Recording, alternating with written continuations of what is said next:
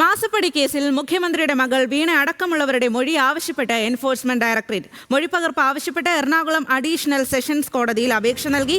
SFIO കുറ്റപത്രത്തോടൊപ്പം സമർപ്പിച്ച തെളിവുകളും അനുബന്ധ രേഖകളും നൽകണമെന്നാണ് ആവശ്യം. കുറ്റപത്രത്തിന്റെ പകർപ്പ് പരിശോധിച്ച ശേഷമാണ് EDയുടെ നീക്കം.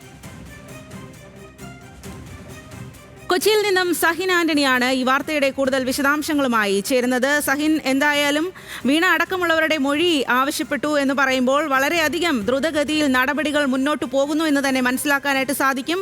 ED നടപടികൾ ഇപ്പോൾ ഏതു രീതിയിലാണ് പുരോഗമിക്കുന്നത്? സ്വാതി സൂചിപ്പിച്ചതുപോലെ തന്നെ വളരെ വേഗത്തിൽ തന്നെയാണ് എൻഫോഴ്സ്മെന്റ് ഡയറക്ടറേറ്റിന്റെ അന്വേഷണം പുരോഗമിക്കുന്നത്. ഇന്ന് മാസപ്പടി കേസിൽ വീണ വിജയൻ അടക്കമുള്ളവരുടെ മൊഴിയാണ് എൻഫോഴ്സ്മെന്റ് ഡയറക്ടറേറ്റ് ആവശ്യപ്പെട്ടിരിക്കുന്നത്. അതും കുറ്റപത്രത്തിന്റെ പകർപ്പ് പരിശോധിച്ച ശേഷമാണ് ഈ എൻഫോഴ്സ്മെന്റ് ഡയറക്ടറേറ്റിന്റെ ഈ നീക്കം. SFIO കുറ്റപത്രത്തോടൊപ്പം സമർപ്പിച്ച തെളിവുകളും അനുബന്ധ രേഖകളും എൻഫോഴ്സ്മെന്റ് ഡയറക്ടറേറ്റ് ആവശ്യപ്പെട്ടിട്ടുണ്ട്. ഇതിൽ വീണ വിജയൻ അടക്കമുള്ള ആളുകളുടെയും ഉപതര സാക്ഷികളുടെയും എല്ലാം ഈ മൊഴി പകർപ്പും ഇവർ ആവശ്യപ്പെട്ട കൂട്ടത്തിലുണ്ട്. എന്തായാലും എൻഫോഴ്സ്മെന്റ് ഡയറക്ടറേറ്റ് കാര്യമായ ഒരു നീക്കം SFIO കേസുമായി ബന്ധപ്പെട്ട് നടത്തുന്നു എന്നുള്ളതാണ് മനസ്സിലാക്കേണ്ടത്.